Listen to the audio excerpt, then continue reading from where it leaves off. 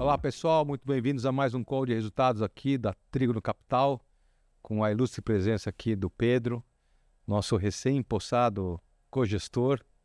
Conseguiu aí o CGA, meus parabéns, Pedro. Agora a gente está sempre aqui aumentando as nossas capacidades, nossas experiências, e o Pedro aí se une a mais um CGA aqui na Trígono. Então vamos começar aqui a conversar um pouco do cenário, né, Pedro? A gente está vendo um cenário complicado já há muito tempo, né? Um cenário sem visibilidade, todo mês a gente fala isso, né? Então, o cenário sem visibilidade, um dia vai para um lado, outro dia vai para o outro, aí fica um tempo mal, né? Um mau humor aqui no Brasil, ele tá crônico, praticamente crônico já há muito tempo, né? Enquanto as bolsas lá fora não param de subir, aqui não para de cair. Negócio muito ruim. Não tem fluxo para o mercado brasileiro, gringo não quer investir aqui, né? E uma das principais razões é o que a gente está vendo aqui, né? Assim, a gente não sabe sobre taxa de juros, se vai continuar subindo, caindo, se vai manter. A gente não sabe a política fiscal, perder um pouco de credibilidade, né? Governo aumentando o tamanho do Estado, né? Então, a gente ainda vê o Brasil sem perspectiva, digamos assim. E quando não tem fluxo, né? Independentemente se é um fluxo gringo ou não, o brasileiro também não compra, né? PCA mais 7 praticamente, na curva de longo prazo, a bolsa perde apetite. Então, bolsa sem fluxo não tem fundamento.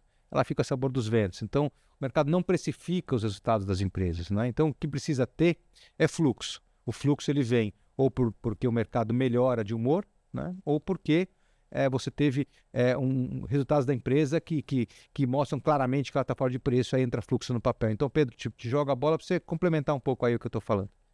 Exatamente, Fred. Eu acho que esse momento atual, maio, a gente esperava um certo alento com a divulgação dos resultados das empresas, assim, esperando que o mercado fosse precificar de alguma forma o valor que essas empresas estão criando, com múltiplos muito baixos, mas todo esse cenário, uma hora lá fora, outra hora aqui internamente, tem sobressaído. Então o mercado não olha as empresas, olha o macro como um todo. E aí dá aquela, vamos dizer assim, uma sensação de frustração, porque as empresas estão indo muito bem, múltiplos muito deprimidos, bons dividendos, um caixa cada vez maior, mas o mercado não recompensa, não premia toda essa, vamos dizer assim, esse desempenho espetacular num momento difícil, que seria, vamos dizer, um porto seguro essas companhias. É interessante que um dos papéis que mais contribuiu para a má performance dos fundos foi a Tupi. Vocês voltaram hoje, né? Voltaram ontem, de 2 dias na Tupi, vocês voltaram extremamente animados com as perspectivas da empresa. Então, a experiência diz que em algum momento o mercado percebe essa oportunidade de arbitragem e acaba precificando, né? Aqui você vê uma estabilidade fiscal, você vê juro muito alto, né?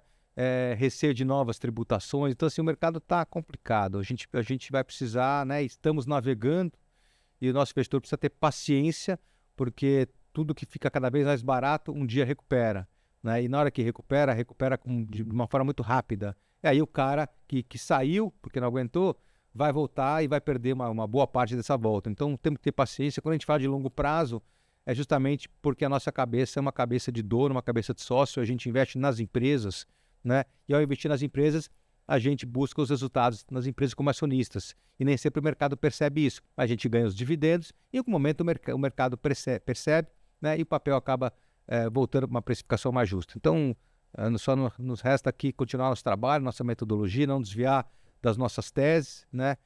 Estão todas aí muito bem explicadas nas lives que você toca aí com o Werner, time de gestão. Então, assim, transparência é fundamental, né? Todo mundo sabe as empresas que a gente investe. Temos que ter paciência para o mercado dar uma trégua e precificar um pouco desse valor aí que está cada vez mais óbvio na mesa.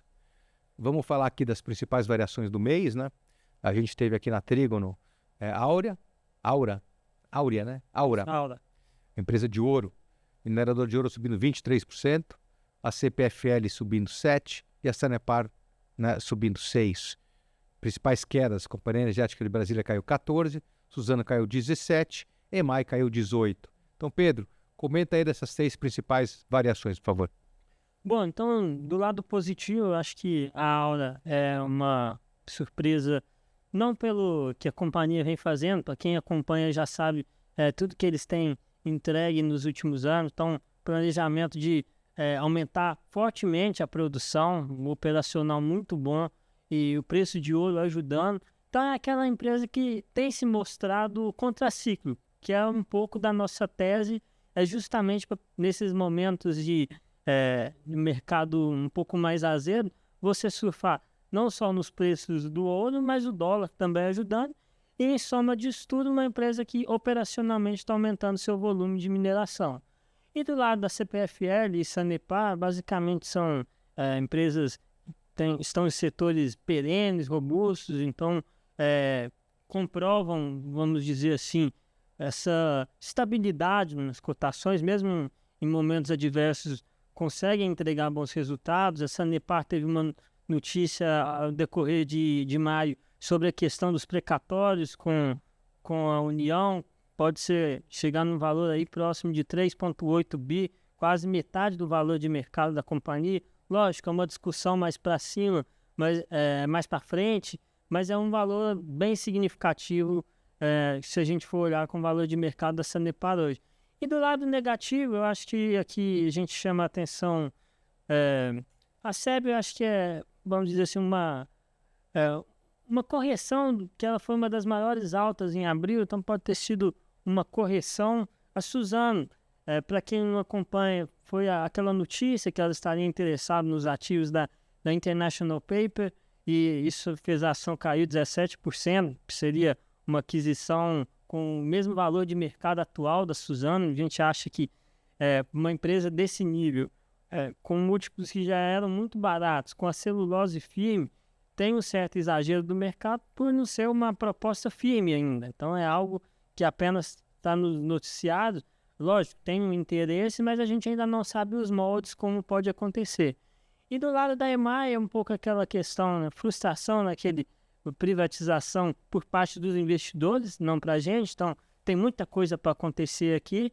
E no caso da privatização, só as coisas vão começar a mexer agora. Então os ativos que a gente vê valor agora que podem ser monetizados, colocados operacionalmente. Então, a gente nunca teve EMAI como tese de privatização. A gente sabia que ia ser privatizada há 2, 3 anos que tem essa história no mercado.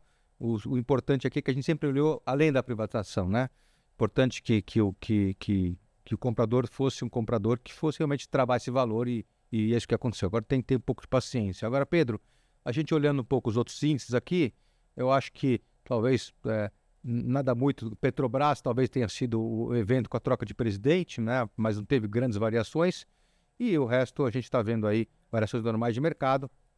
Mas, de novo, mercado muito ainda sem direção e sem fundamento, né? Muito mal-humorado. Vamos falar um pouco dos fundos. Então, realmente, maio foi um ano ruim, mais um mês ruim. No ano, a gente praticamente empatou com o índice Small Cap. A gente está aí ganhando muito a partir de 36 meses, né? Então, assim, o mercado está nesse lenga-lenga lá há muito tempo, né? Às vezes, como eu sempre falo aqui, guerra na Ucrânia, depois aumento de juros americano, e assim o mercado vai indo e atrapalhando os fundamentos. Mas em algum momento isso vai acontecer, né? Então, esse foi o resultado do flagship. Você quer comentar um pouco aí especificamente sobre algum segmento? Não, basicamente indústria, acho que a indústria que a gente tem um peso relevante, um setor que a gente vê muito valor, mercado de preços, só que as empresas estão indo muito bem. Então, muita coisa acontecendo, não só nas empresas, mas no setor como um todo, como questão do mover, nova política industrial do Brasil. Tem muita coisa acontecendo aqui que, assim, seria, vamos dizer assim, ventos favoráveis para essas empresas, mas o mercado, novamente, não ajuda. Então, todas elas, cada um dos seus segmentos, a gente tem visto produção de caminhões até abril, 29% de alta. Então, isso tem ido direto tanto para Tupi, Shoes, Metal Leve um pouco, reposição de serviços para Metal Leve muito forte. E ele está, vamos dizer assim, está indo junto com o mercado, está indo com a média. E assim, uma hora, acredito... Uma hora vai. Uma hora vai. Temos que... Todas essas estão, vamos dizer assim, principalmente Tupi e Metal Leve, quando a gente olha em questão de múltiplos, são os menores dos últimos 5 anos. Então, é algo que realmente, com resultados muito sólidos, talvez até melhor do que antes. Então, alguma coisa não bate. Vamos lá, vamos seguindo aqui. Dentro dessa dinâmica, o Delphos também, um mês ruim, caindo 3,5 contra 1 do IDIV, né? Então a gente começa a penalizar a janela de 36 meses no caso, né? O IDIV é um índice difícil de bater, e aí mais em 48 meses o fundo sobe quase 80% acima do índice. Então, às vezes a gente fica num cenário crônico, mais crônico, de não precificação dos fundamentos, e isso faz parte da dinâmica do nosso produto, né? Um produto de participações com cabeça de dono, compramos umas empresas e essas estão sim entregando resultados cada vez mais robustos. E com o tempo o mercado vai percebendo isso. A gente precisa ter essa paciência do nosso investidor. O que a gente está vendo, né? O nosso investidor, eu acho que pela quantidade de informação, né? Não só nas lives, nas resenhas, e que explicam bem a nossa tese de investimento, a turma vai se sentindo confortável, vai entendendo aí. No momento é muito mais de oportunidade de entrada do que do cara sair correndo porque não aguenta mais, porque o CDI está pagando demais. O Verbier também perdeu quase 5%, com o Bovespa menos 3%, né, dando aí menos 15% no ano. É muito ruim realmente a rentabilidade, a gente não tem como negar isso aí. De novo, janelas maiores dos fundos se sobressaem muito além dos benchmarks. Então a gente vai, essa tormenta vai passar, né? Atrás das nuvens sempre tem sol, e esse dia vai chegar. A gente não tem bola de cristal, a gente precisa ter aí uma sinalização melhor dos juros americanos, quando começam a descer, o Banco Central Europeu já começou a descer, né? Mas os Estados Unidos começando a descer, eventualmente vem fluxo para o Brasil, vamos ver o que acontece aqui com as eleições municipais, vai ser um marco importante na política, e a gente vai ver se o governo consegue aí angariar uma credibilidade fiscal maior, que é isso que vai fazer com que as curvas longas caiam, né? E título de renda fixa que paga esse juro real abominável de 7%, ele acaba pagando menos, tirando a atratividade de renda fixa, e vem o fluxo para renda variável, que é o que todo investidor espera. Quando a gente fala do Icatu 100 também, mais um mês ruim, né? Então assim, praticamente empatado com esse Bovespa, mais um mês ruim, de novo, janelas maiores, ele se sobressai. Então, é isso que a gente queria falar, pessoal. Eu acho que tem muito material nos nossos conteúdos do YouTube, né? Nas lives, nos podcasts. A gente faz um podcast aqui sobre a resenha também. Então, eu queria agradecer ao Pedro pela participação. Pedro, muito obrigado. Eu espero dar melhores notícias para vocês no mês de junho, mas estamos aqui no comecinho de junho e o mercado está muito parecido com o mercado de maio, né? Não tem nenhuma novidade aí no horizonte. Então, muito obrigado e até a próxima. Obrigado. Até a próxima